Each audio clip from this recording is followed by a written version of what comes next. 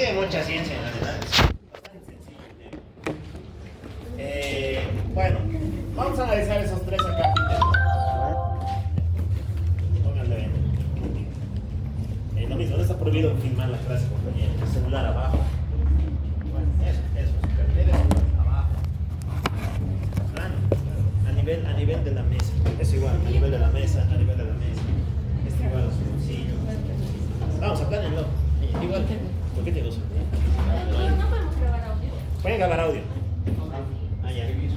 No de aquí. No quiero ver nada parado. Es igual, plano. Es igual, plano. Es igual, plano. Es igual, plano. Es igual, plano. Igual. Vamos. Es igual, plano. Vamos. Totalmente plano. No, siempre les digo, no puedes llevar el video. Es igual. No tiene cámara. Sospechoso. Pero ya, bueno, ok. Listo, lo mismo. Aquí adelante. A su bolsillo aquí adelante. Bien.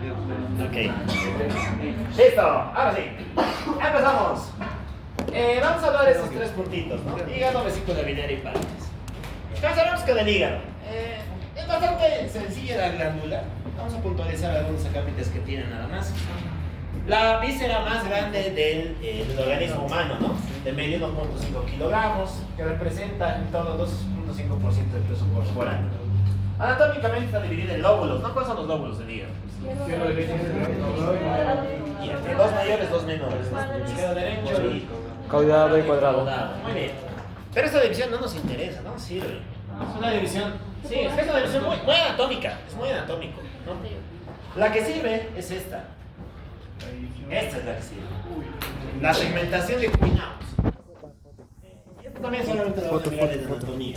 La segmentación de Quinaus. Es una que tiene una correlación mucho más funcional. ¿Por qué? Porque no parte de la división del ligamento falciforme, ¿no? Que es la clásica, sino que parte de la vascularización que va a tener cada segmento, ¿ya? Resulta que la arteria hepática, el aporte y demás se divide en numerosas ramas y cada una de ellas irriga un segmento del hígado. Eso se conoce como segmento o lóbulo hepático, ¿ya? Según el modelo de Quinaus tenemos 8 segmentos, ¿no? Y cada uno de ellos va a tener su propia irrigación. ¿Por qué es importante? Porque nos explica, para empezar, muchos trastornos hemodinámicos. De hecho, esto se divide en los lóbulos hepáticos quirúrgicos, ¿no? Que no son los anatómicos, son los quirúrgicos. Una línea que va desde la vesícula biliar hasta la cava inferior y que nos divide quirúrgicamente el hígado en dos mitades, ¿no? Un lóbulo quirúrgico izquierdo y un lóbulo quirúrgico derecho e izquierdo, ¿no? ¿Qué más? Supongamos que tenemos un tumor, ¿no? Un tumor aquí, digamos, ¿no?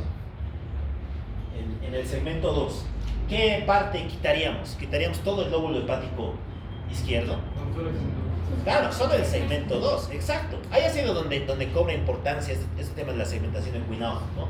Para cualquier procedimiento quirúrgico, lo que se toma en cuenta es esto. Si tu tumor está aquí, pues solamente haces una segmentectomía, ¿no? Resecciones del tumor y poco más. Lo mismo, si está aquí en el segmento 6, digamos, segmentectomía del segmento 6 y listo, te olvidas, ¿no? Pero en cambio, si está en el segmento 1, digamos, que es posterior, en ahí sí tienes que hacer una lobectomía, ¿no? Se corta un pedazo entero del hígado. Ya, la importancia es más quirúrgica que otra cosa respecto a la segmentación de Quinaus. Ok, ¿qué más podemos ver aquí? El hígado está rodeado por numerosos elementos de tejido conjuntivo. Uno de ellos es el más interesante, ¿no? Su cápsula. Tiene un epónimo, ¿cuál es? Dice liso. No, la cápsula de gliso. No, la cápsula de gliso. ¿Qué tejido conjuntivo la forma? Fibroso, tejido conjuntivo fibroso. ¿Qué tejido es ese? Tejido conjuntivo. Fibroso. Conjuntivo fibroso. Ya, Según está Ross. bien. Denso. No modelado. modelado. Todas las cápsulas están formadas por denso irregular. Denso no modelado. Pero es que fibroso hace referencia a la composición que tiene. No es una clasificación molecular. Tejido conjuntivo denso no modelado. Muy bien. Está rodeado por ligamentos, el falciforme, el cardiaco y demás, ¿no? Nos interesa. ¿Qué más? Tiene una adventicia, ¿no? Una adventicia que va a rodear a distintos órganos. En este caso tenemos la vesícula biliar. Muy bien. Eso en cuanto a la parte anatómica. Vámonos a la parte funcional. ¿Para qué nos sirve el hígado? Bueno, el hígado sirve para muchas cosas, ¿no? Yo creo que hemos podido comprobar que media cabo lleva a cabo diversas funciones, ¿no? Y no todo se reduce a lo clásico de consumo de alcohol, listo, ¿no? Sino que va más allá. Han visto que tiene una gran cantidad de funciones respecto a lo que es la fisiología normal. Para empezar, elabora distintas cosas. Elabora proteínas. ¿Qué proteínas elabora? Albúmina. Muy bien, albúmina, funciones de albúmina. Presión oncótica. Regula la presión oncótico-coloide osmótica. ¿Qué más? Eso entra dentro de esa función. ¿Qué más hace? Ya lo hemos visto, por eso hemos avanzado en el endocrino primero. Transporta cosas, transporta hormonas, transporta fármacos. Eso es vital. Es un parámetro vital. Porque cuando ustedes llegan a farmacología van a ver que cuando tú te tomas una tableta, lo que en realidad importa no es qué tanto de esa tableta se absorbe, sino qué tanto de esa tableta está libre en el plasma. Y ese volumen libre depende de qué tantas proteínas tienes. Porque va a haber un porcentaje que está unido a proteínas y un porcentaje que no. Muy bien. ¿Qué más? También tiene una función reguladora, ¿no? Se encarga de regular las concentraciones de ciertos compuestos y algunos inclusive le han atribuido una función inmunológica a la albúmina. Así que tiene numerosas funciones. ¿Cuánto vive la albúmina? Vida media. Ah, ¿Cuánto vive la albúmina? No, es el trocito. 21 días, ¿no? 21 días.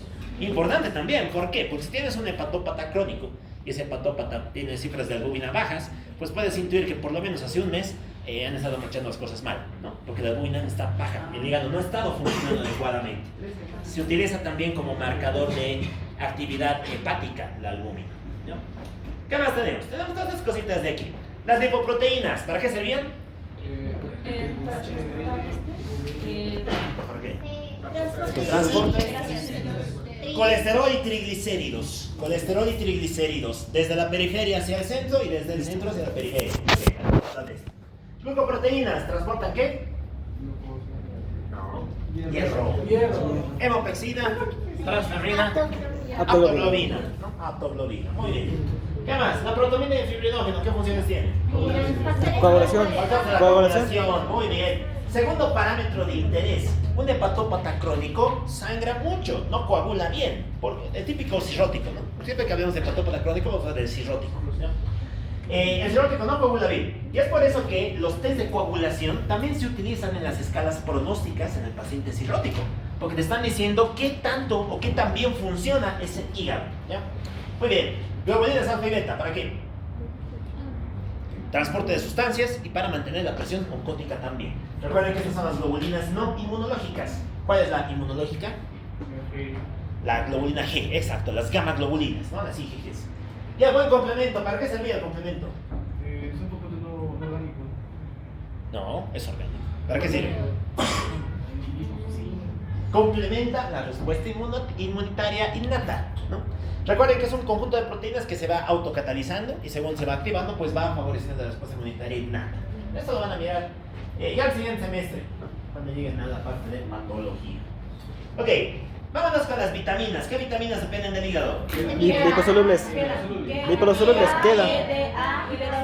Ya, ok, muy bien, excelente. Se almacena en el hígado, ¿no? Claro, no es liposoluble, pero se almacena en el hígado. Muy bien. ¿Vitamina A, para qué servía? Ya, siempre de rodoxina, ¿qué más? De la piel también Diferenciación epitelial, exacto. Tiene dos grandes funciones. Por eso es que han debido ver que muchas cremas, sobre todo los que tenían formas de acné severo, ¿qué tenían? Terminaban en cosas que terminan en retinoico, ¿no? La isopeptinoína y demás son derivados del retinol, del retinal, porque la vitamina A favorece la maduración epitelial. Y viceversa, si es que nos falta vitamina A, ¿qué vamos a tener? Trastornos de la maduración epitelial. Un ejemplo clásico es la queratomalacia, ¿no? La córnea se vuelve dura, rígida y demás. ¿Qué más va a haber? Ceguera nocturna, ¿no? La característica clásica del déficit de vitamina A. ¿Para cuánto tiempo nos dura nuestras reservas? Para 10 meses. Vitamina D, ¿para qué sirve?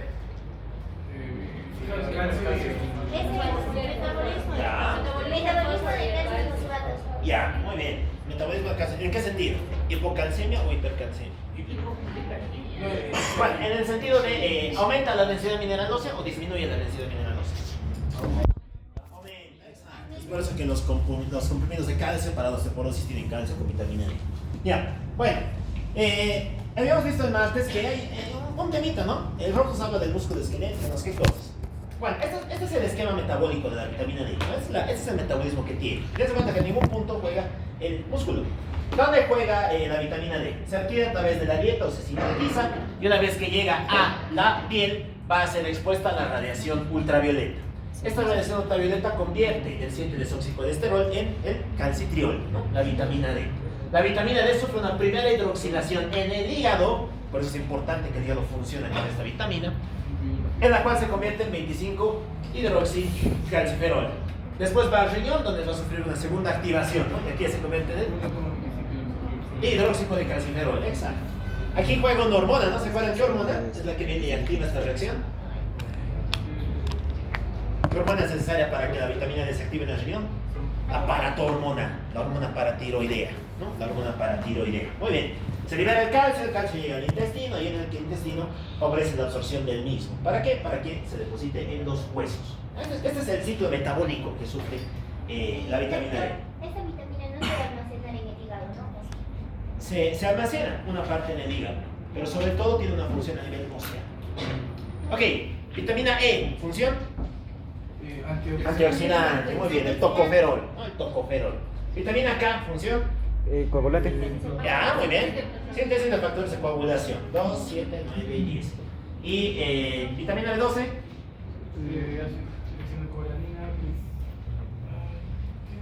síntesis de ácidos nucleicos. Participa en la síntesis de purinas. Y de ese modo es como favorece la maduración del núcleo. Ok, listo. ¿Qué otras cosas nos juegan aquí? El hierro y el cobre, ¿no? El hierro, ¿se almacena en el hígado, sí o no? Sí, se almacena. Se almacena ahí. ¿Cómo se almacena? Ya, muy bien, los dos. Más o menos, generalmente hace la Ferroferrina, creo que era. ya, en forma de ferritina y en forma de hemosiderina. Sí. ¿No? Son las dos grandes formas de almacenamiento, ferritina y hemosiderina. Muy bien.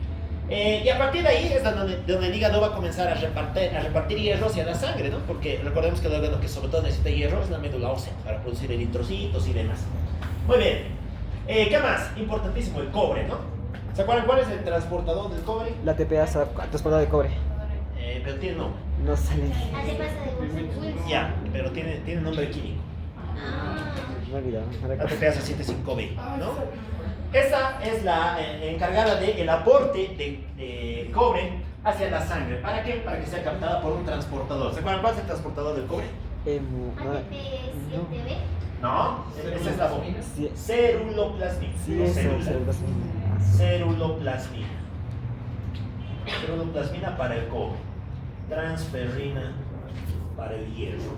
Muy bien. Cuando falta, cuando muta ese canal, esa ATPasa, ¿qué enfermedad teníamos?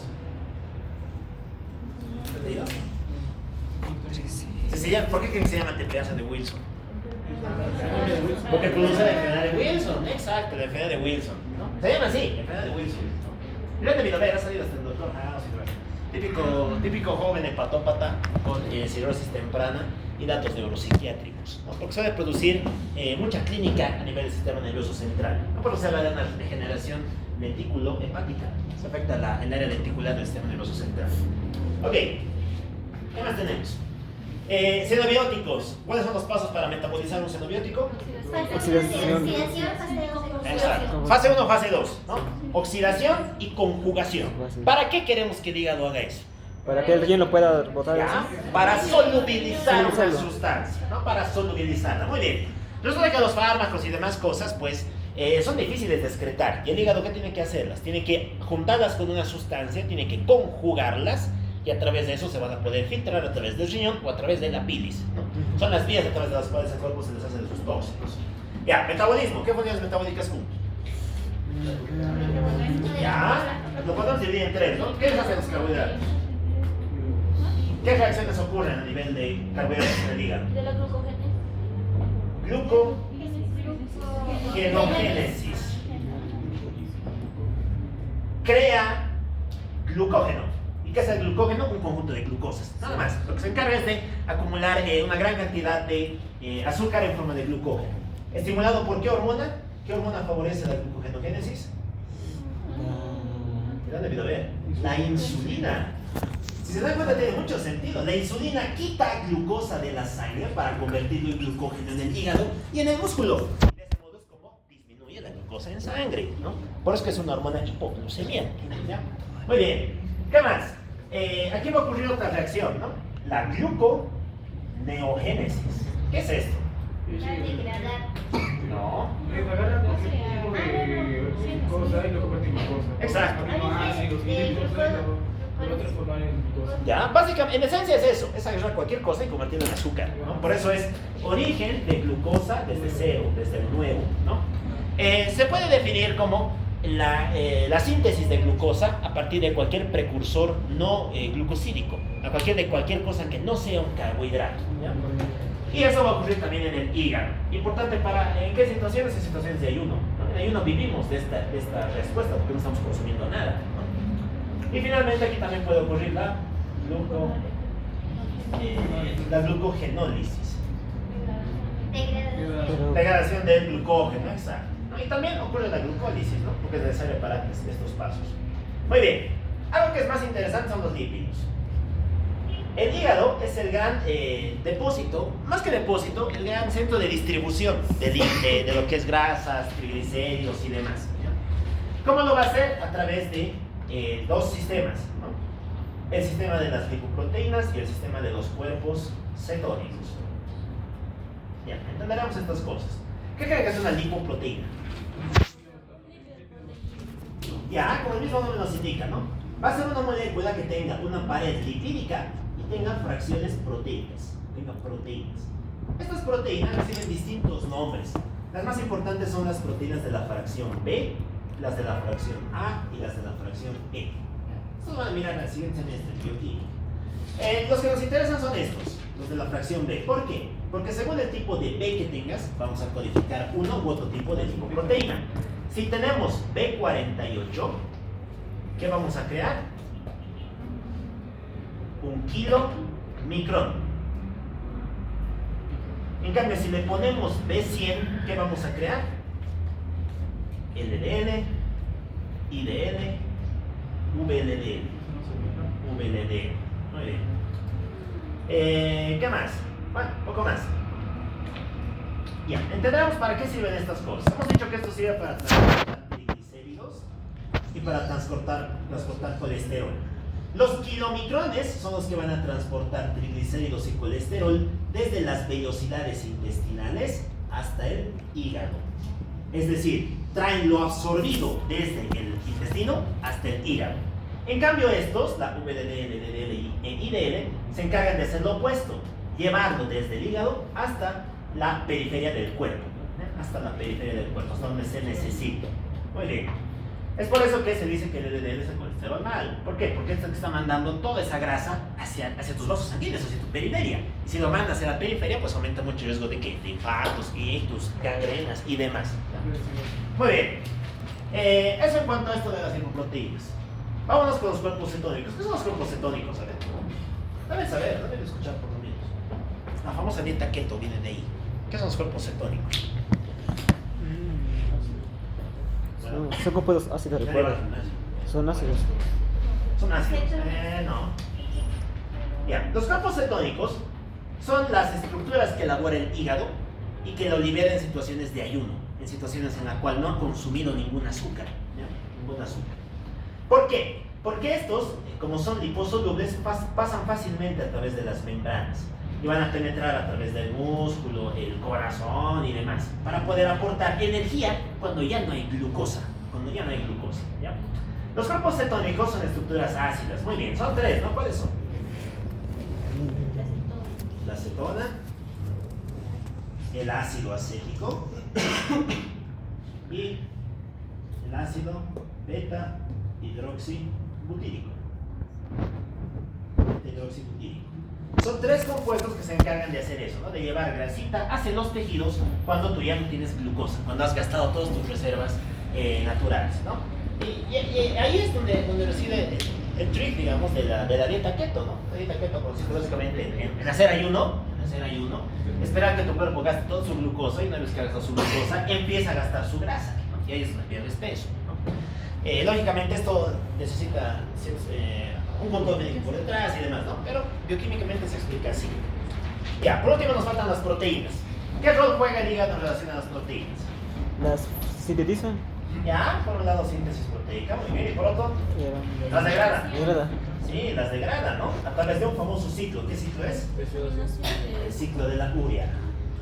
El ciclo de la urea. ¿No? La urea es el residuo que nos queda después de haber metabolizado proteínas. Muy bien. Función inmunológica. ¿De qué depende esta función? Células de Kupffer, células de Kapfer y la inmunoglobulina A. ¿No? La inmunoglobulina A, que ha sido liberada desde el tubo digestivo y ahora está llegando al intestino y demás. Muy bien.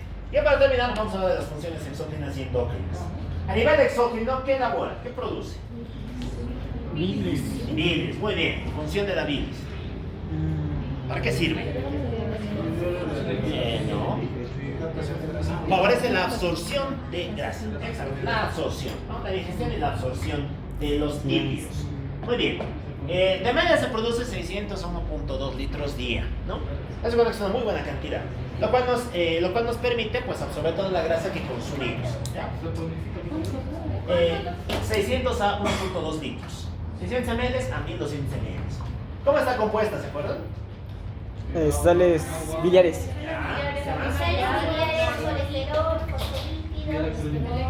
Ya, muy bien. Lecitina, Es colesterol. una secreción. Por lo tanto, como toda secreción que va a tener, agua y electrolitos.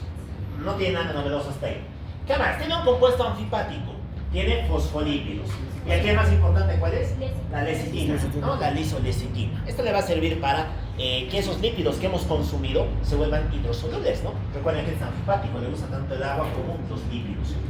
¿Qué más? Las sales biliares también favorecen ese proceso de absorción. Tenemos dos tipos, ¿no? Primarias y secundarias. ¿Cuál es la diferencia? Eso no es el... La primaria es lo que elabora directamente el hepatocito y lo que se libera hacia el duodeno. Cuando llega al duodeno y al intestino, muchas de estas sales son modificadas por la flora bacteriana. Y es ahí donde nacen las sales biliares secundarias. ¿Cuáles eran las primarias? El cólico y el quinodesoxicólico, ¿no? ¿Y las secundarias? El desoxicólico y el litocólico, ¿no? Y el litocólico. Muy bien. La mayor parte de estas se reabsorben. Llegan al hígado y en el hígado se vuelven a absorber y vuelven al hígado. Eso se llama circulación entero-hepática, desde el intestino hacia el hígado. Lleva ocurriendo constantemente. Muy bien. ¿Qué más contiene la bilis? Contiene pigmentos, ¿no? ¿De dónde derivan estos pigmentos? ¿De la bilirrubina? Muy bien. ¿Y de dónde viene la bilirrubina?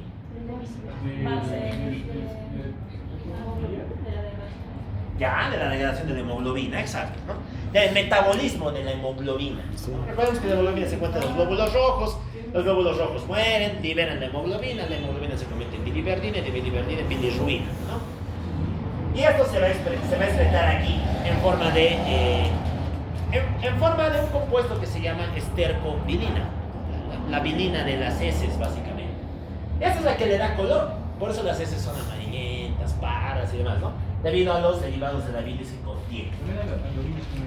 Exacto, también le da color a la orina, ¿no? Por medio del urobilinógeno. Ya. ¿Qué pasaría? ¿Cómo creen que estarían las heces si es que las vías biliares están obstruidas y no se libera la bilis? Exacto, blancas, pálidas. Eso se llama acolia. Es típico de un cuadro obstructivo en la vía biliar. Acolia. Esas pálidas, blancas. Ok. Listo. Un poco más. No tiene mucho más tela que cortar la bilis. Ya, vámonos con las endócrinas. ¿Qué hormonas son metabolizadas en el hígado? T3 inactivada. Muy bien. ¿Quién más se inactiva? La somatostatina. La Somatostatina. GH no se inactiva, sino que activa la liberación de algo. Somatostatina. ¿No? O sea, somatomedina. Muy bien. ¿Qué otra hormona más se inactiva en el hígado? La insulina y el glucagón, ¿no? La insulina y el glucagón. Muy bien. Recuerden que se juegan con el azúcar. El azúcar es un tema bien delicado para el cuerpo. ¿Por qué? Porque las neuronas viven de azúcar, ¿no? Entonces es vital que las concentraciones se mantengan en cifras estantes. Muy bien. Listo. Creo que eso es todo en cuanto a la parte funcional. Ya, vámonos a la parte morfológica. Ya, el hígado, como cualquier órgano, ¿no? Ustedes deducirán que inicialmente la histología y las esclerosis han comenzado con el estudio de los animales.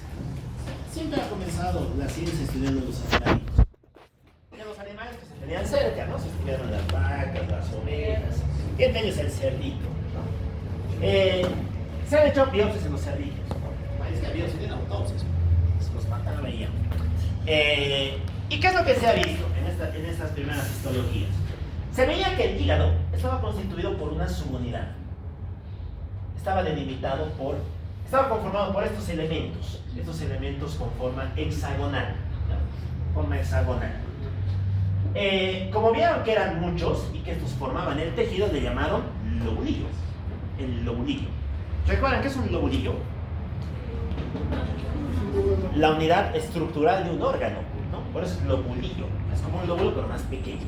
Muy bien, entonces dijeron, como el hígado tiene esto, el hígado del cerdo, entonces estas van a ser sus unidades. ¿Qué vieron que se encontraba en el seno? Una vena, ¿no? Sí, la Vieron vena que había- porta. Exacto, una estructura venosa. Esta se llamó la vena central, o también conocido como vena terminal. Muy bien. La vena terminal. Ya. ¿Qué más? Se dieron cuenta de que en los ángulos de ese tejido fibroso habían tres estructuras. Bueno, para empezar había un espacio. Este espacio se llamó el conducto portal. Conducto o área portal.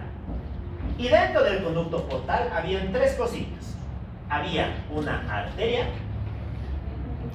una vena y un conducto biliar. Muy bien. Y un conducto biliar. Después se les dio nombres, ¿no? Este se llamó conducto biliar interlobular. Y a esto se les llamó arteriolas y venas. Arteriola, ¿rama de quién? Rama de la arteria hepática. Vénula, ¿rama de quién? Rama de la vena porta. Muy bien, aquí es donde están llegando los elementos vasculares del hígado. Ya, ¿qué más? Fíjense que entre estos elementos, entre el conducto portal y el resto del lobulillo, se forma un espacio. Este espacio está delimitado por una línea de hepatocitos. Estos hepatocitos se llamaron la placa terminal. La placa terminal. Son los últimos hepatocitos que separan el lobulillo del resto de la triada. Muy bien. El conducto portal que contiene tres elementos, ¿no? Arteria, vena, conducto biliar. Estos tres elementos se llamaron la triada, porque son tres, portal o triada de Gleason. Triada portal o triada de Gleason. Es lo mismo, ¿no? Porque van a ser tres elementos. Muy bien. ¿Qué otra conclusión nos podemos sacar de aquí? El nombre del espacio, ¿no? Este espacio tiene nombre. Mol. Espacio de Gleason, ¿no? Dice. No. Espacio periportal. De mol. Bueno, el Gardner dice mol, ¿no? M-O-L, pero no, está mal, es mal. El espacio de mal. El espacio de mal. También conocido como espacio de Kiernan. Kiernan. Espacio de mal o espacio de Kiernan, ¿no? Que va a representar el espacio que queda alrededor de la portal. Importante, sí, vital. ¿Quién comienza en el espacio de Kiernan? ¿Quién nace aquí? Se crea La vía linfática. La linfa. Todo el drenaje linfático del hígado comienza ahí. Muy bien. Se vio después que estas triadas se encontraban en todos los ángulos, ¿no? Todos hemos visto el lobulillo. Ahí y ahí. Muy bien. ¿Qué más se vio? Se vio que desde estos elementos hasta la vena central se formaban pequeños conductos. Perdón, pequeñas líneas, pequeños muros. Muros formados por una sola columna de hepatocitos. Uno ahí y otro aquí. Estas líneas, estos muros, se conocieron como el muralium.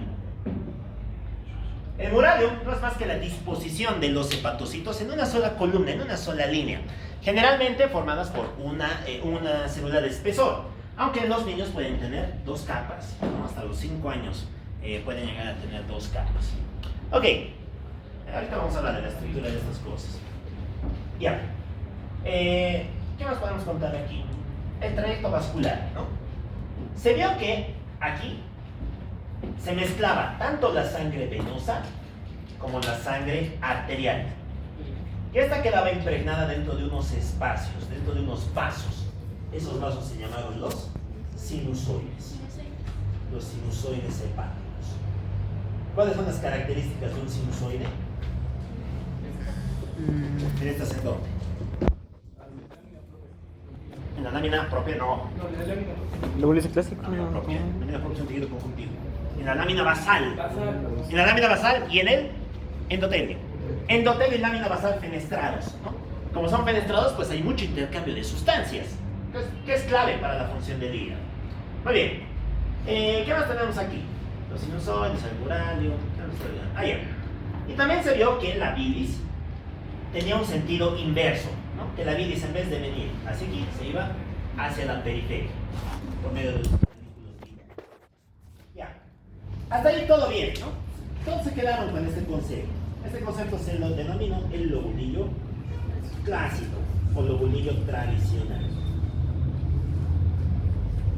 Bueno, resulta que después vinieron los histólogos, los puristas, ¿no? Y han dicho, esto no es posible, ¿por qué? Porque recordemos cómo es una glándula, cómo funciona una glándula. Una glándula elabora la secreción y esa secreción sale a través de un conducto, ¿no? A través de un conducto. Y ese conducto generalmente tiene una orientación central, todos confluyen hacia el centro, ¿no? Es así la estructura general de una glándula exógena. Pero vieron que el hígado hace lo contrario, ¿no? Dense cuenta que elabora la secreción aquí y lo manda hacia afuera, hacia la periferia. Entonces dijeron, este modelo no es bueno. ¿Por qué? Porque las glándulas no funcionan así. Las glándulas tienen que mandar la secreción hacia el centro. Y es ahí donde nació el segundo tipo de lobulillo, que fue, exacto, bien.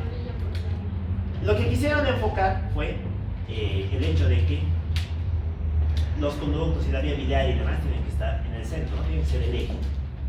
Y a partir de ahí, considerando que todas vengan al centro, pues es que se diseñó el segundo tipo de lobulillo, un lobulillo triangular, que tiene por eje a el conducto biliar intralobuliar, ¿no?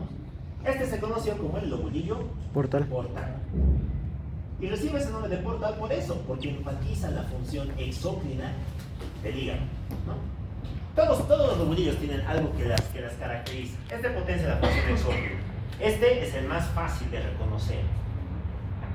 Bueno, y después ya vinieron los funcionales, los patólogos y dijeron, no, que ninguno de los dos sirve para explicar muchos de los trastornos que le pueden pasar al hígado. Entonces dijeron, bueno, hay que pasar un nuevo modelo, ¿no? Y ese modelo se denominó el modelo del ácido. ¿Qué es un ácido, se acuerdan?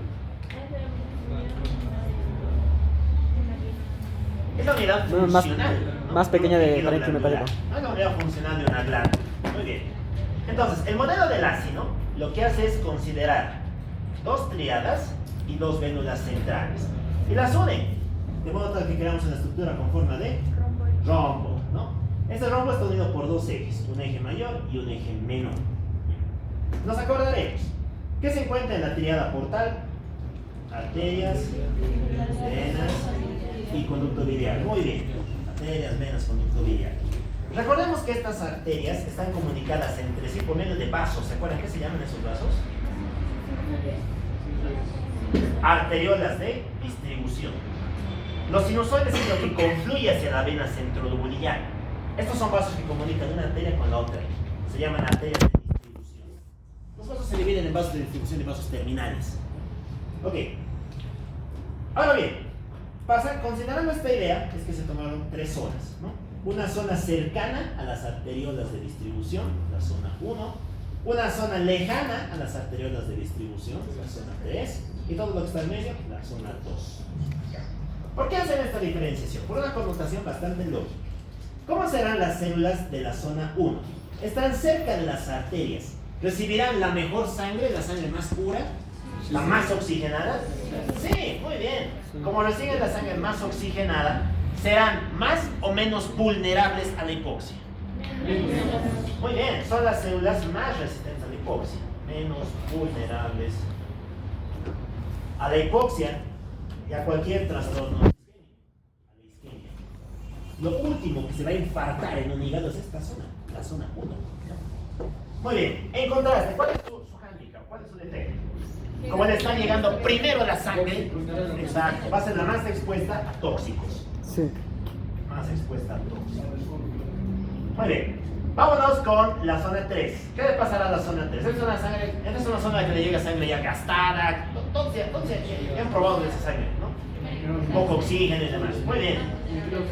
Es la zona más vulnerable a la necrosis, a la hipoxia, a la isquemia y por ende a la necrosis. Esta va a ser la primera zona en infartarse. Y será la más o la menos vulnerable a los tóxicos. La menos, ¿no? La menos. ¿Por qué? Porque esas zonas ya han absorbido todos los tóxicos que se podían absorber, ¿no? Y aquí llegan a saber que tienen menos tóxicos. Muy bien. Esta es una que mejor correlaciona la función, la morfología, con la función, con la patología. Y por eso es que en general se considera cuando se estudian los patrones de lesión hepática. Por eso lo van a ver después, lo van a mirar cuando lleguen a semestres más avanzados. Muy bien. ¿Quién está uniendo todo esto para que todo esto funcione de manera armónica? El estroma. Es una glándula, tiene que tener un estroma. Este estroma puede ser de dos tipos.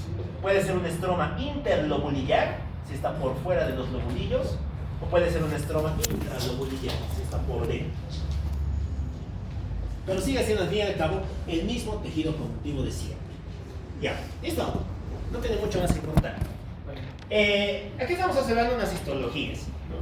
A ver, ¿de dónde ha venido? ¿De humano o de cerdo? De cerdo, ¿no? Recordemos que el cerdo es el que tiene los bordes bien delimitados, ¿no? Y ya podemos reconocer las estructuras. ¿Qué sería esto? La vena central, estos. Las teadas portales, muy bien, la teada portal o teada de gliso, ¿no? Y estas líneas, estos cordones. No, los sinusoides son los espacios.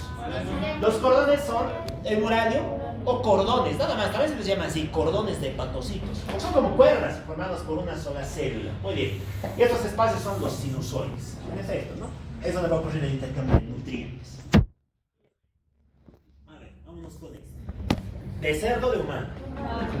Ya, de humano, muy bien. Ok, de humano. Se nota muy mal el tejido conjuntivo, ¿no? Aquí es donde tenemos que usar un poquito de imaginación para forzar cosas. Por ejemplo, aquí donde estaría el lobulillo clásico. Estaría de aquí, por aquí hay algo de tejido conjuntivo, aquí.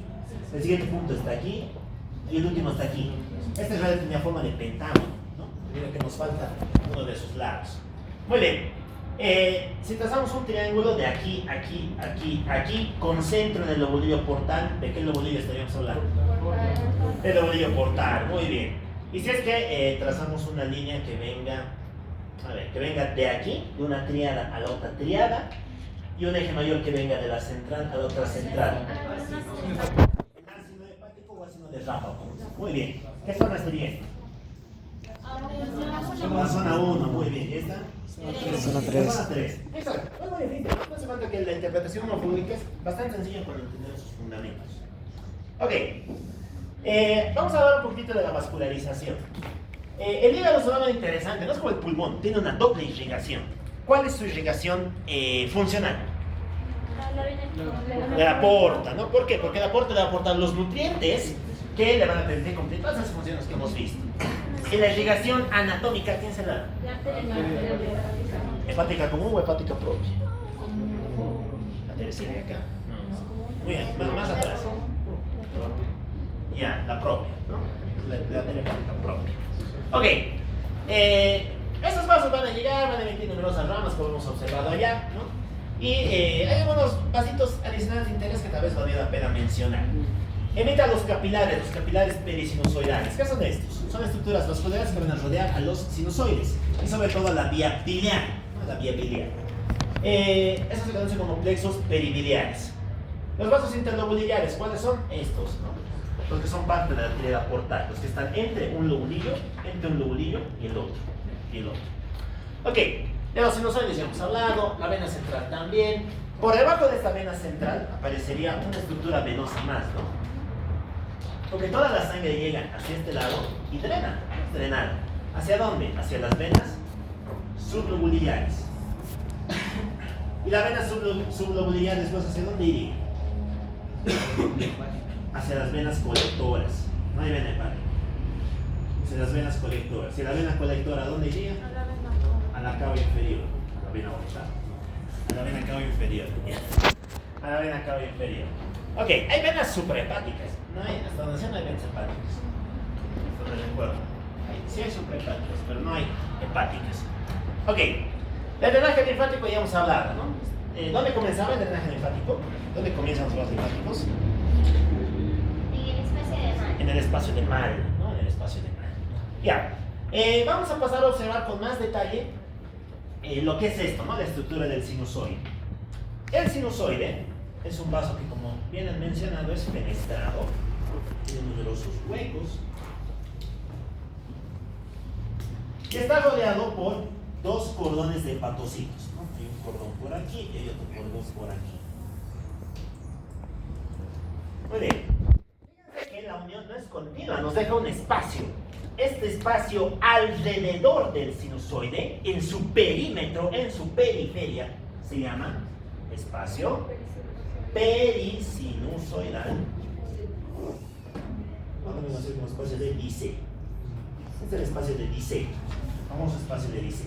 ¿Qué se encuentra en el espacio de Dice? Ya, hay un tipo de célula, muy bien, la célula estrellada. ¿Qué más? También conocidas como células de... Copper. No, de Ito. No de Vito, de Ito. Células estrelladas o células de Ito, ¿no? Ito sin H. Algunos también le llaman el depósito hepático. Pero bueno, célula estrellada o célula de Ito. ¿Qué más?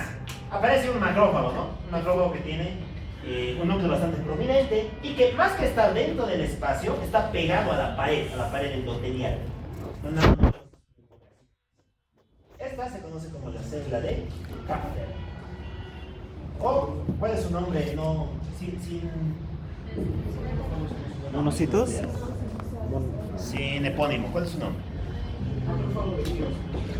No. Macrófago sinusoidal. No es macrófago sinusoidal, porque está en los sinusoides, en la pared del sinusoide. Muy bien. ¿Qué más hay, además de células? Nada. Hay colágeno. ¿Qué tipo de colágeno había aquí? Ya, hay colágeno tipo 3 y tipo 4. ¿No? Elementos de membranas basales y elementos reticulares. ¿No? Reticulares y de membranas basales. Muy bien. Hablaremos un poquito de las funciones de estas células. ¿Para qué sirve la célula de Kaplan? Macrófago. ¿Y para qué sirve el macrófago? Fagocita. ¿Para qué fagocita? Fagocita bacterias, toxinas. Ya, muy bien. Por un lado tiene una función innata, ¿no? Defensa, sistema inmunitario innato. ¿Qué más? ¿Para qué fagocitaban cosas los macrófagos? ¿Se acuerdan? 18, ¿no? 18, tampoco. Para estimular a la respuesta adaptativa. ¿Qué se llamaba ese proceso? Presentación de antígenos. Son APCs, son células presentadoras de antígenos. Van a captar cualquier cosa extraña que haya llegado por el tubo digestivo y se lo van a presentar a los linfocitos. Muy bien. Esto ya lo hemos visto en histología, bueno, no vamos a volver sobre esto. Vámonos con la célula estrellada. Esta es nueva. ¿Para qué sirve la célula estrellada? Ya, muy bien. Almacena la vitamina A. Exacto. Aquí es donde se va a guardar la vitamina A. Si se recuerdan, esta es una vitamina liposoluble, por eso se le llama el depósito hepático. Cuando es necesario liberarla, ¿a quién se la aporta? ¿Quién recibe esta vitamina A y la transporta? El NBD, no, LBP. La proteína fijadora del retinol, ¿no? Del retinol, LBP. Y esta la va a llevar hasta la retina, hasta la retina, para sintetizar la rodopsina y demás cosas. Muy bien. Morirá ahí. ¿Qué más hace la célula estrellada? Tiene una función bien importante. Cuando las cosas van mal en el hígado, esta es la célula que va a decir, bueno, dice, muy bien, hay que reparar esto de algún modo, y si nadie lo repara, lo voy a reparar yo. ¿Y cómo trabaja la célula estrellada? Induciendo fibrosis. Fibrosis. Y la fibrosis es vital, exacto, porque una fibrosis masiva se convierte en cirrosis. La célula responsable de la cirrosis es esta, ¿no? Producto de cualquier causa, agente nocivo, etiológico y demás. Pues esta célula se activa, empieza a liberar mucho colágeno, y como libera mucho colágeno, fibrosa todo el hígado. Y es por eso que el hígado adquiere esa morfología tan característica con masas, ¿no? Con nódulos en su pared, que es típico del hígado cirrótico, ¿no? Es característico del hígado cirrótico. Se debe a los ciclos de fibrosis que está ocurriendo aquí. Ya. Muy bien, ¿qué más están preguntantes aquí? Creo que un poco más. Listo, no tiene mucha más ciencia el hígado. Vamos a hablar una por una de las células, concretamente de esta. Es la importante, el hepatocito. Célula poligonal, aquí están sus dimensiones, 80% de las células hepáticas. Además de comer todo lo que hemos dicho, también elabora la bilis. La bilis se divide en dos tipos, primaria, la que elabora esta, y la secundaria, que es la que va a ser modificada por los colangiocitos. Se dice que un hepatocito tiene 6 dominios. ¿Qué es esto de los dominios? Son sus caras. Son sus caras. A ver, vamos a mirar esta serie. Se dice que tiene 4 dominios perisinusoidales, que están mirando hacia los sinusoides, 2 aquí, otros 2 aquí, y 2 dominios que son laterales. Uno aquí y otro aquí. 4 más 2 nos da 6. Desde donde viene la conceptualización clásica de sus dominios. Aunque son, pues, no está escrito en piedra, ¿no? Puede ser muy variable, entre 5 y 12, según corresponda a la morfología de la célula. Ya, muy bien. El hepatocito cumple multitud de funciones, muchas funciones. ¿Por qué? Porque tiene también un elemento celular bastante desarrollado, bastante especializado en las funciones que desarrolla. Para empezar, tiene un núcleo que es especial. ¿Por qué? ¿Qué características especiales tiene el núcleo del hepatocito? ¿Puede ser? Es muy grande y esférico. Es muy grande y esférico. Ya, puede ser muy grande y esférico. Pero puede ser algo más interesante que eso. ¿Binucleado? Puede tener 2. Nucleados. Puede ser una célula binucleada. De hecho, muchos hepatocitos son binucleados. Es O sea, 4D. ¿cómo? Binucleado, pero 4D. 4D, tetraploide. Tetraploide, exacto. Binucleado y tetraploide. Muy pocas células pueden hacer eso. ¿Se acuerdan qué otra célula más puede ser multinucleada normalmente? Los Músculo estriado esquelético y el megacariocito, ¿no? Esos 3 son los multinucleados fisiológicos que tiene el organismo humano. Muy bien. ¿Qué más? Es binucleado, tetraploide, etc. ¿Ya? ¿Podrás regenerarse? Sí. ¿Sí? ¿A qué velocidad? Colapsado, ya. Pueden regenerarse. De hecho, es tan alucinante lo que es este órgano que te pueden quitar el 80% de tu hígado y ese 20% que quieres regenera el resto en 3 meses. Es el principio del trasplante hepático. Es uno de los trasplantes más fáciles de hacer. ¿Debido a qué? Debido a la gran facilidad que tienen para reproducirse. ¿De qué va a depender esa facilidad? De factores de crecimiento. De hecho, tiene su propio factor de crecimiento, el HGF, factor de crecimiento del hepatocito, ¿no? Y a este ya le sumamos los demás, ¿no? El VGF, hay interleucinas y demás. Cosas que van a estimular la regeneración hepática. Por eso, ¿no? para destrozar tu hígado, pues necesitas una enfermedad que haya durado tanto tiempo y haya producido tal cantidad de daño que dificulte esa regeneración, ¿no? En términos morfológicos, se habla de una insuficiencia hepática cuando el 80% del hígado se ha dañado. O sea, imagínense, a partir de ahí es cuando recién vas a estar ictérico, vas a tener dolor y demás. Cuando ya más de la mitad de la víscera la has perdido. Entonces, este órgano es alucinante y la capacidad que tiene de regeneración es también una barbaridad. ¿Qué más? Tiene un gran potencial de regeneración, de media a 5 meses y demás. Su citoplasma es acidófilo y basófilo. ¿Por qué es acidófilo?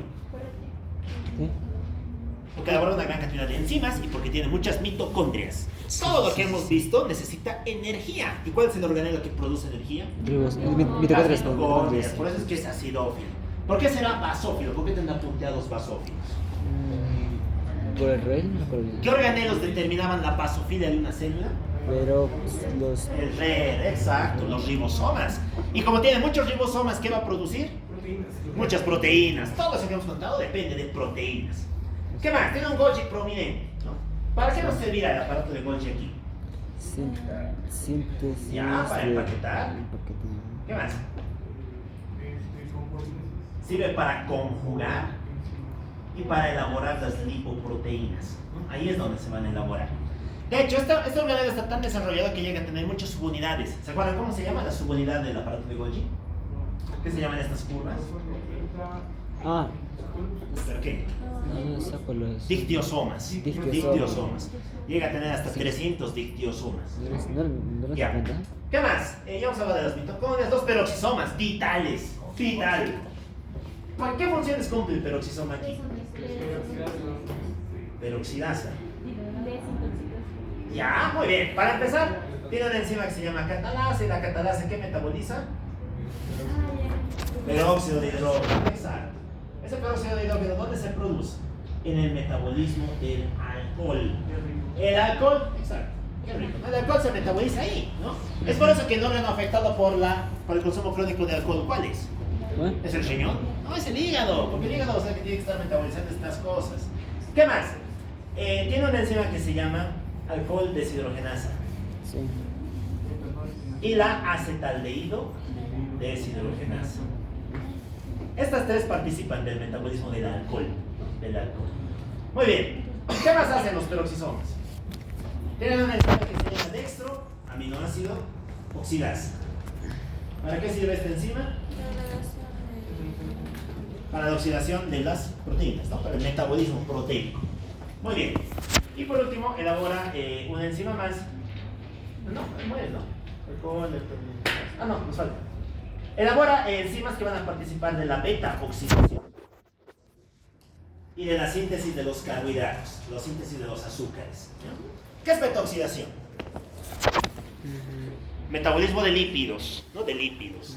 Y todas estas reacciones que hemos contado por aquí, glucogenólisis y demás, se deben al metabolismo de los carbohidratos. Muy bien. ¿Qué más tiene? Tiene inclusiones. ¿No tienen inclusiones, se acuerdan? Lipofosina, ¿verdad? No. Son inorgánicos. Componentes inorgánicos. Son componentes inorgánicos que son interiorizados en la célula, ¿no? Esos componentes inorgánicos van a ser básicamente el glucógeno. Ya hemos entendido por qué, ¿no? Aquí se le llama partícula beta. Son las partículas beta. ¿Qué más? Cotas de lípido, ya hemos entendido por qué, transporte y demás. Y la lipofusina. ¿Qué era la lipofusina? Sustancia de envejecimiento. Pigmento de envejecimiento, pigmento del desgaste, ¿no? Muy bien, debido a la alta actividad que tienen estas células. Tienen también lisosomas. ¿Qué función cumplirán los lisosomas? Síntesis de lípidos. ¿Qué van a dar? ¿Cuesta medicamentos? Medicamentos. Ya participan de la detoxificación de ciertas sustancias, pero sobre todo del metabolismo de la bilis, ¿no? Cuerpos densos peribiliares. ¿Qué se les llama? Cuerpos densos peribiliares. No es el nombre que recibe el lisosoma aquí. Y por último tiene un REL. ¿Por qué tendrá un REL bastante desarrollado? Lípidos, no. Detoxificación de sustancias. Muy bien. Algo que nos interesa aquí es purificar a los xenobióticos, ¿no? Y esa reacción ocurre en el REL. Entonces, te das cuenta que el hepatocito es el ejemplo típico de célula armónica, ¿no? Una célula que tiene todos sus organelos funcionando todo el momento a tope. Todos trabajan para conseguir algo. Muy bien. Esto, hasta ahí el hígado. Vamos a salir y vamos a hablar del árbol biliar. ¿Qué es el árbol biliar? Un sistema de conductos o de redes que se encargan de transportar y de modificar el flujo biliar. Es básicamente por donde va a transcurrir la bilis. ¿Cuánto medirá? ¿Cuánto creen que mide? 25. Dice más de 2 kilómetros. Llega a medir 2 kilómetros, ¿no? O sea, imagínense, si contamos todas las vías y las ponemos en serie, tenemos un elemento que llega a medir aproximadamente 2000 metros, 2 kilómetros. Ok, este elemento va a integrar en su estructura una célula que se le conoce como el colangiocito. El colangiocito, por definición, es una célula cúbica simple, es un epitelio cúbico simple. ¿Y de qué funciones cumplía el epitelio cúbico simple? Revestimiento. Ya, protección, ¿qué más? Absorción y secreción de cosas, ¿no? Este se va a encargar de modificar esa bilis para convertir bilis primaria en bilis secundaria, ¿no? Secundaria. Ya, todo esto es lo que representa la vía biliar intrahepática. Vamos a entender, no es muy difícil. Como hemos visto, la bilis se forma dentro de los hepatocitos. Y el hepatocito lo va a mandar hacia su polo lateral. Porque ¿qué se encuentra aquí? ¿Se acuerdan? ¿Dónde comienza la vía biliar? La vía biliar histológica, ¿no? Porque la morfológica comienza en los hepáticos. Pero la histológica, ¿dónde comienza? En el canalículo biliar. Canalículo biliar, ¿no? Aquí es donde van a estar los canalículos biliares. Y esos canalículos biliares van a aportarle bilis a estos conductos. ¿Qué se llaman estos conductos? Los conductos de Hering. Muy bien. Definición de conducto de Hering. Se encuentra dentro del lobulillo y su pared está formada por colangiocitos más hepatocitos. Tienen los dos, hepatocitos con colangiocitos. Ya, ¿qué viene después? El segmento que le continúa a los canales de Henle. Conductividad. Atraviesa la placa terminal y se le conoce como conductillo biliar intrahepático. Conductillo biliar intrahepático, ¿no? O también conocido como el colangiolo. Estos son los colangiolos. Los colangiolos, por definición, están formados solo por colangiocitos. ¿Ya? Esa es su definición. En el momento en el que vemos puros colangiocitos, ya es un colangiolo. ¿Ya? Deja de ser conducto de G. ¿Ya? ¿Y este colangiolo en dónde drena? ¿Dónde desemboca? En el conductillo biliar interlobulillar.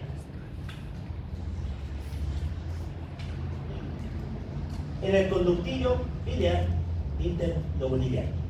Muy bien, ese es el ciclo básicamente que sigue la bilis. ¿Qué cosita adicional es importante aquí? El conducto de Henle, ¿qué más contiene? ¿Se acuerdan? Además de colangiocitos y hepatocitos. Exacto. Bien, denle una cerveza, muchachos. Los citoblastos hepáticos. ¿Qué son los citoblastos hepáticos? Son células madre, exacto. Dense cuenta, eso más.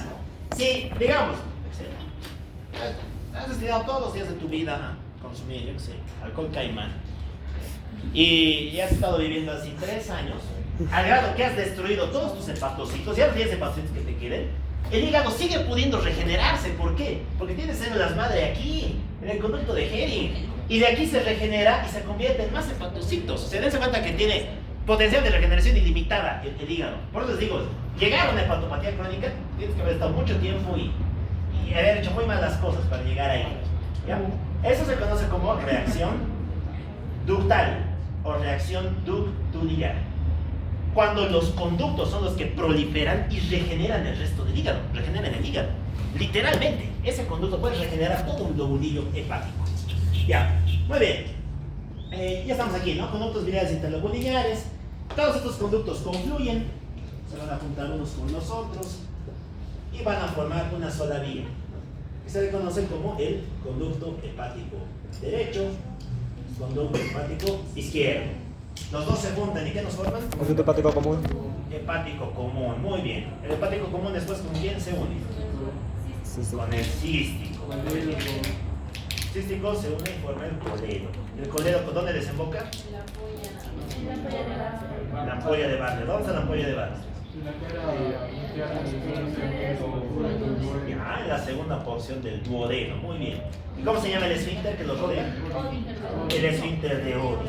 Muy bien, el esfínter de Oddi. Histológicamente, ¿cómo están formadas estas vías? Igualito que el tubo digestivo, con una excepción. No tienen muscularis mucosae. No tienen muscularis mucosae. Todo lo demás es lo mismo. Mucosa, epitelio, propias, mucosa, muscular y serosa. No, serosa para mentirse. Muy bien, no tiene mucha más ciencia. Estas células que estamos observando aquí son los colangiocitos. Estas células cúbicas. Bueno, nos bota un poquito a la luz, ¿no? Son estas células cúbicas, bien delimitadas, separadas de los hepatocitos convencionales. Ok. Bueno. Es una belleza de estudio. Ahora se ve. O sea, hay una de hecho que decirlo contrasta. Eso se llama colangioresonancia. Es simplemente entrar. Se utilizan ciertos estudios diagnósticos. Con una cámara, junto con una endoscopía.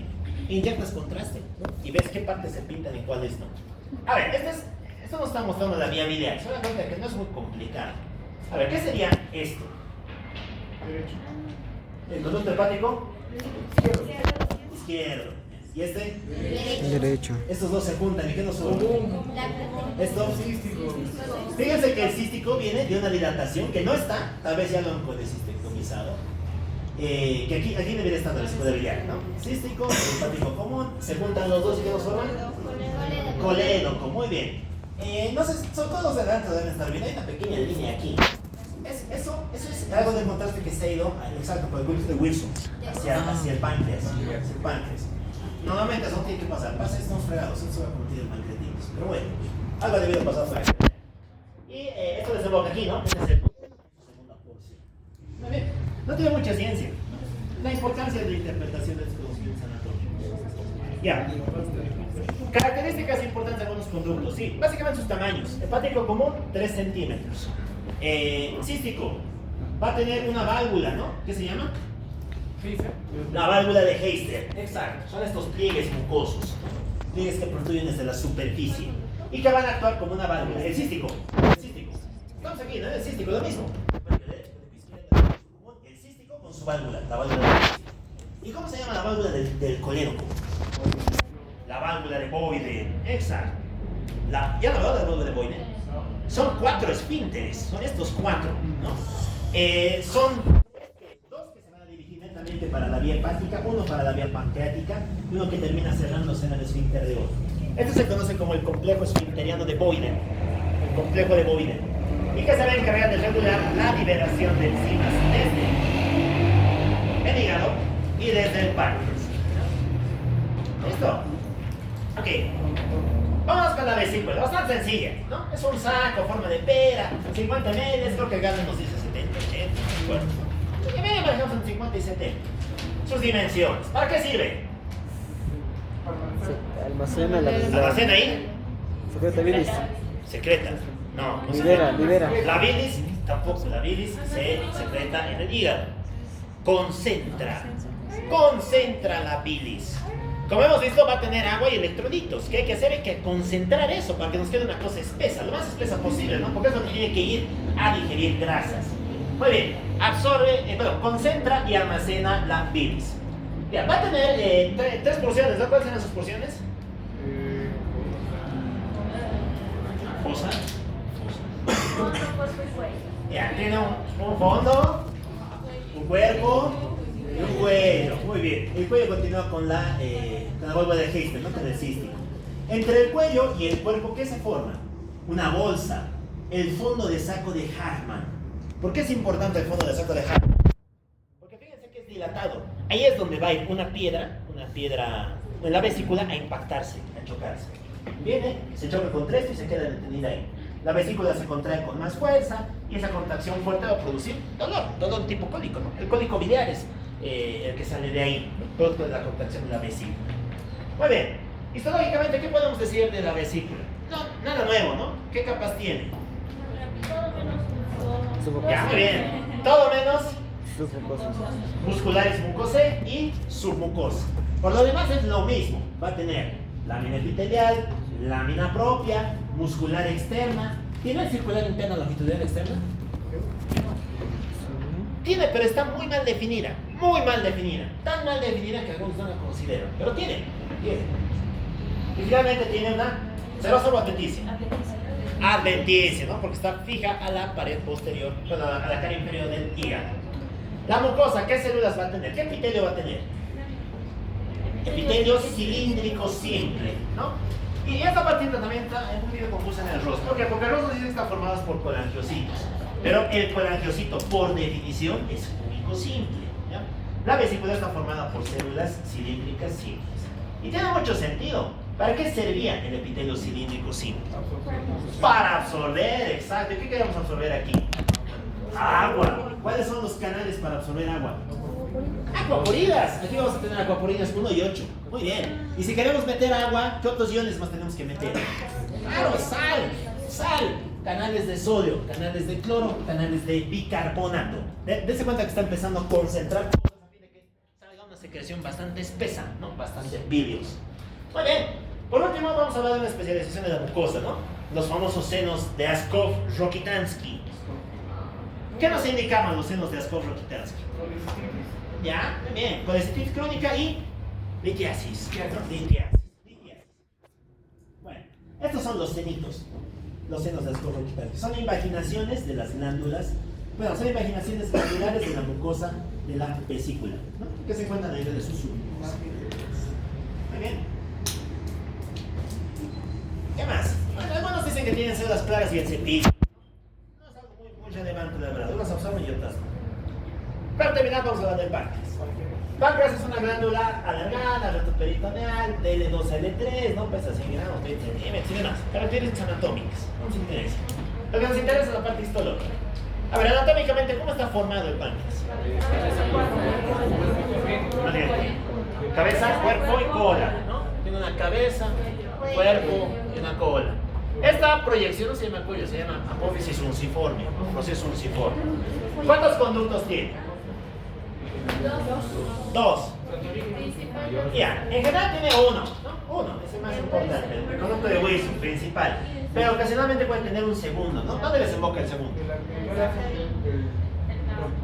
Segunda porción del duodeno. Ya, exacto, en la misma segunda porción del duodeno, ¿no? El conducto de Santorini.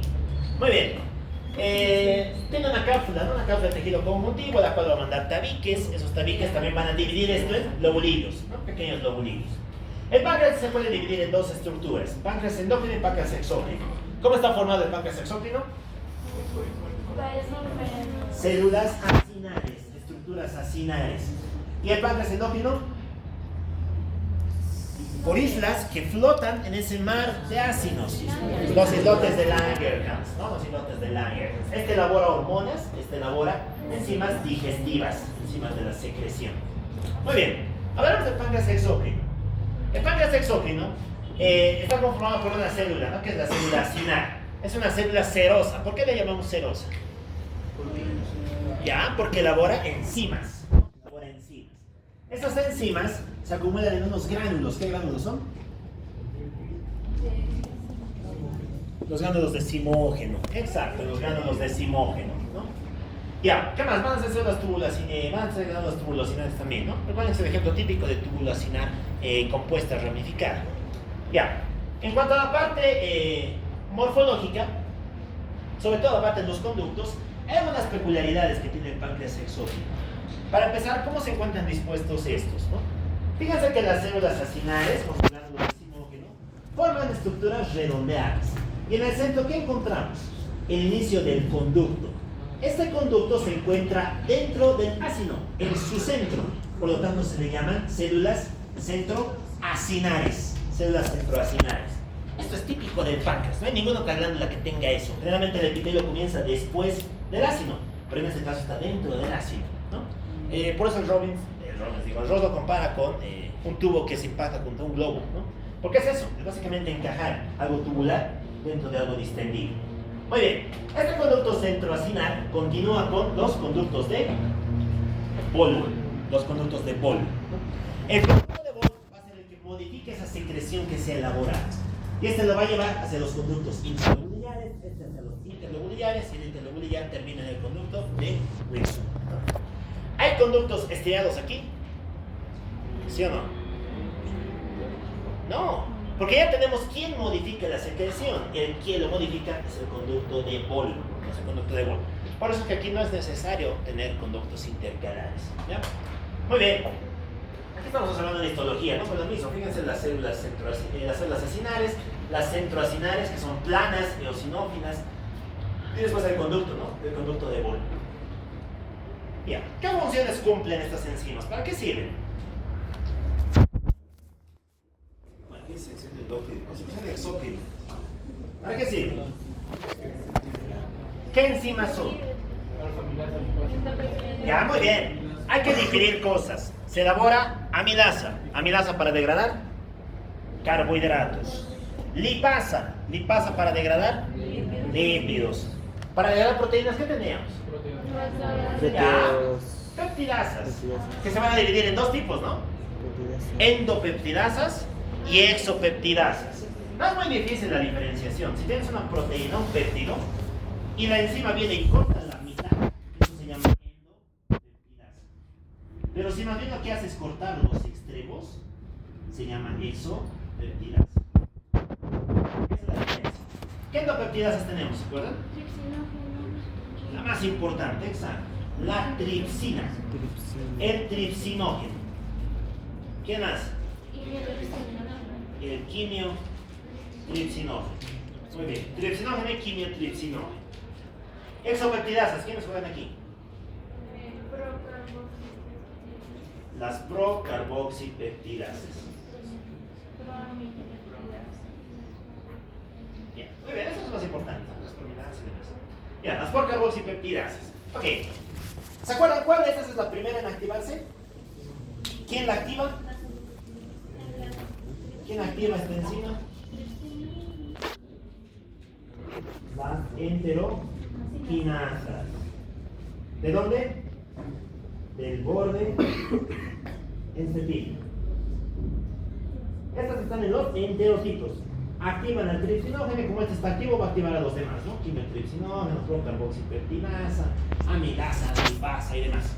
¿Qué más nos falta aquí? ¿Quién degrada los ácidos nucleicos? Las ribonucleasas y las desoxirribonucleasas. Entonces se cuenta que el hígado, perdón, el páncreas es básicamente una máquina que libera todas las enzimas que sirven para degradar todo, ¿no? Por eso entenderán por qué la pancreatitis es una enfermedad tan severa. Porque en esa enfermedad, el páncreas libera esas enzimas no en el duodeno, lo libera dentro del propio abdomen. Y como pueden degradar todo, pues van a comenzar a degradar peritoneo, órganos, hígado y demás, ¿no? Esta patología es bastante peligrosa, la pancreatitis, debido a las enzimas que va a liberar. Muy bien. Por otro lado tenemos a este, ¿no? El endocrino. Está constituido por los isótopes de Langer, que son 1.3 millones, aquí está su volumen y demás. ¿Qué son los forman? El isótope de Langer. Alfa, beta y delta. No, alfa, beta y delta. No, A, B, D. Pero bueno, ¿cuál es alfa, beta y delta? ¿Qué son los porcentajes? ¿No? ¿Cuál es más abundante? Beta, ¿no? ¿Todos? Alfa. Alfa, ¿no? Top 3 de delta. ¿Qué elabora alfa? Función del glucagón. Hiperglucemia, exacto. Sube la glucosa. Es una hormona contrainsular. Eleva la glucemia. Función de la célula beta. Función de la insulina. Ya, disminuye la glucemia, ¿no? Disminuye la glucemia. Muy bien. Función de la célula delta. Función de la somatostatina. ¿A quiénes? La alfa y la beta, exacto. Inhibe el alfa y la beta. Pero sobre todo, ¿cuál inhibe? La beta. Por lo tanto, su efecto neto es hiperglucemiante. Se comporta como un hiperglucemiante también, ¿ya? Ok. Y por otro lado están las células insulares menores, ¿no? Menos del 5%. ¿Qué van a elaborar estas? F o PP. ¿Qué elabora la célula F? Polipéptido pancreático. ¿Para qué sirve el polipéptido pancreático? Ya. Inhibe la secreción gástrica, ¿no? Inhibe todo lo demás. Las células D1, las enterocromáfines, las células épsilon, ¿no? Ya hemos hablado de estas. Las épsilon, ¿qué elaboran? La grelina. La grelina. Son las células GR. Las células GR. Las células GR, que van a elaborar a la grelina. Muy bien. ¿Qué tensión nos permite reconocer a estas células? Alfa, beta y delta. No. Mallory, exacto. Esa es la que nos sirve para diferenciar a las células. Las periféricas, las que están en color rojito, ¿qué células son? Ácido feliz. Alfa, beta o delta. No, son las alfas. Alfa es periférico. Las células claras en el centro, beta. Beta es central. Y estas células azuladas en la periferia también, delta, exacto, ¿no? Alfa y delta suelen ser periféricas y beta suelen ser centrales, ¿no? Es la disposición clásica que van a tener las células con la tinción Mallory. Ok, esa es una microscopía electrónica, ¿no? También se pueden diferenciar aquí las células. ¿Según qué? ¿Qué observamos aquí? Sus vesículas. Fíjense que las vesículas de la célula beta van a ser diferentes a las de la célula alfa. Las de la célula beta se llaman vesículas de núcleo de centro denso, debido a la estructura que tienen. En cambio, las del alfa son netamente electrodensas. Muy bien. ¿Listo? Bueno, aquí están las hormonas, ¿no? Ya hemos hablado de esta parte. Alfa, no se olviden que es hiperglucemiante, beta, hipoglucemiante y delta anula todas las demás funciones. Ahora bien, ¿cómo actúa la insulina? Con eso nos vamos a probar. El glucagón, ¿cómo creen que eleva la glucemia? ¿Dónde va? ¿Sobre quién actúa? No, sobre el hígado. Recuerden que el hígado es el gran almacén de azúcar que tiene el cuerpo. Entonces, cuando es necesario liberar ese azúcar, va el glucagón, activa receptores ahí y el hígado libera todo su azúcar, hace glucólisis, ¿ya? Y glucogenólisis. La célula beta, en cambio, ¿cómo actuará? ¿Hará lo opuesto? Sí, pues, exacto, ¿no? La célula beta va a actuar a través de Va a actuar a través de, básicamente sobre 3 órganos. La insulina. Actúa sobre el hígado, actúa sobre el músculo y actúa sobre el tejido adiposo. ¿Qué va a hacer con el hígado y el músculo? Va a guardar glucosa. Va a aumentar la síntesis de glucosa. Ok, aumenta la síntesis de glucógeno. Y con el tejido adiposo inhibe la lipólisis. Inhibe la lipólisis. Y de ese modo es como todo el azúcar se deposita en forma de glucógeno y en forma de tejido adiposo. Muy bien. ¿Lo rico dorado? Elito.